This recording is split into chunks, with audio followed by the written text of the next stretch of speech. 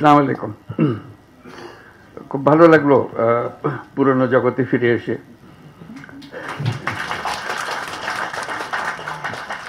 পুরনো লোকজনকে দেখে আরো ভালো লাগলো। অনেক পুরনো কথা মনে পড়লো। এমআরের জন্ম কাহিনী মনে পড়লো, কোথা থেকে আসলো, কিভাবে আসলো, এবং সময়টাও খুব অ্যাপ্রোপ্রিয়েট, উপযুক্ত সময়, যে সময় আমরা এখানে আজকে একত্র হয়েছি। কারণ অতীতে যেসব কথা বলছিলাম একদম শুরুর দিকে, অনেকটা ঠাট্টা মস্কারি মতো করেই বলছিলাম, কিন্তু সিরিয়াসলি তার পেছনে মিন করছিলাম। আমরা যখন গ্রামীণ ব্যাংক করলাম, আপত্তি উঠলো এটাকে ব্যাংক বলা যাবে কিনা। গরিব মানুষের টাকা দেওয়া, এটাকে ব্যাংক হলো নাকি? একটা ব্যাংকের অপমান করছেন আপনি, এটা একটা বড় ইস্যু হয়ে গেল। তা আমি বারে বারে জিজ্ঞেস করলাম, ব্যাংক বলতে আপনারা বুঝেনটা কি, সেটা আমাকে বলেন। ওটা আর বলেন। তা বললাম যে এটাই হলো, আমরা যেটা করছি এটাই হলো প্রকৃত ব্যাংক। আপনারা যেটা করছেন এটা নিছক লোক দেখানো ব্যাংক। তো এটার ব্যাখ্যা চাইলো সবাই, এখানেও আমি বলছি যে এটাই আমাদেরটাই প্রকৃত ব্যাংক, তোমাদেরটা লোক দেখানো ব্যাংক, যেটাকে তোমরা ব্যাংক বলছো। তা আমি ব্যাখ্যা দিলাম, বললাম যে ব্যাংক শব্দটার উৎপত্তি হয়েছে একটা শব্দ থেকে, যেটা হলো অর্থ হলো ট্রাস্ট, ডিপেন্ড করা। তোমরা সেটা বানিয়েছো ডিস্ট্রাস্টের ভিত্তিতে, অবিশ্বাসের ভিত্তিতে। কারণ তোমার কাছ থেকে টাকা নিতে হইলে তুমি কেন জামানত চাও, যে ধরে নেব যে তুমি টাকা নিয়ে পালিয়ে যাবে, সেজন্য আগে শক্ত করে তোমাকে বেঁধে নিই, জামানত দাও, জমা করো, তারপরে তোমার হাতে টাকা দেবো এবং তোমার উপর নজর রাখবো।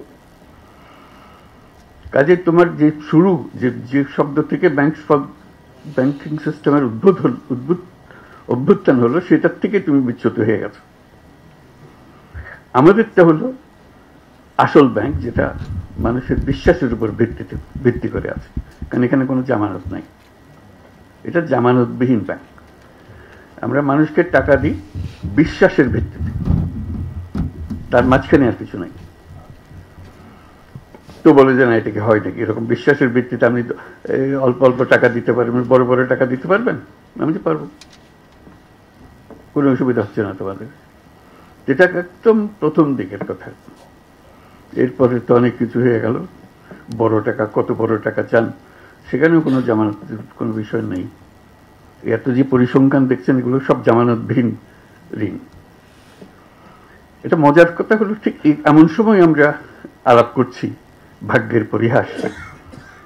যেমন জামানতওয়ালা ব্যাংক, যারা প্রকৃত ব্যাংক বিচার করতো, বলতো, তারা আজকে হাওয়া, তারা কেউ নেই, তারা টাকা নিয়ে লোপাট, ব্যাংক শেষ। আর মাইক্রো ক্রেডিট পরিসংখ্যান আপনারা দেখতেছেন, পয়সা কেউ মারে নাই, কেউ পালিয়ে যায় নাই, সেগুলো প্রতিটি পয়সা আছে, তাদের জমা টাকা আছে, তাদের নিজেদের কাজ চলছে এবং নিজেদের টাকায় নিজেরা চলছে। ব্যাংক কাকে বলবেন এখন? আপনারা বিচার করুন, ব্যাংক কোনটা? কাজে যেটা প্রকৃত ব্যাংক, সেটির দিকে আমরা নজর দিই না। আমরা কোন রকমের বুঝ দেওয়ার মতো করে যাই। যেটা নকল ব্যাংক, সেটা নিয়ে আমরা সব ব্যস্ত, তোলপাড় করে ফেলছি সারা দুনিয়া। এই হলো পরিহাস, যেটার প্রতি আমি বারে বারে দৃষ্টি আকর্ষণ করছিলাম। এটা ব্যাংকিং না, ব্যাংকিংটা এইটা। প্রকৃত ব্যাংকে আসতে হবে তোমাদেরকে। এটাই হলো মানুষের ব্যাংক। মানুষ যেখানে আসতে পারে, তার নিজের পরিচয়, তার টাকার পরিচয় না, সে আসে তার নিজের পরিচয়।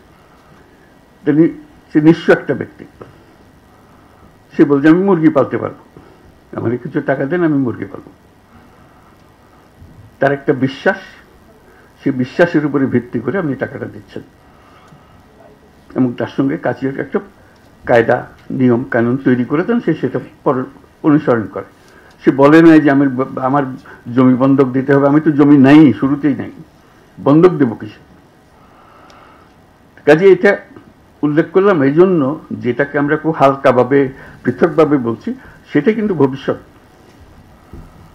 সেটাই প্রকৃত ব্যাংকিং, সেটাই হবে আগামী দিনের ব্যাংকিং, যেটাতে মানুষ নিজের পরিচয়ে কাজ করবে, নিজের বিশ্বাসের উপরে ব্যাংকিং চলবে, এই টাকা পয়সার উপরে ব্যাংকিং না। কাজে এটা হলো একটা সময়ের ব্যাপারে, আজকে ঠিক অ্যাপ্রোপ্রিয়েট সময় হলো কথাটা বুঝিয়ে বলার জন্য।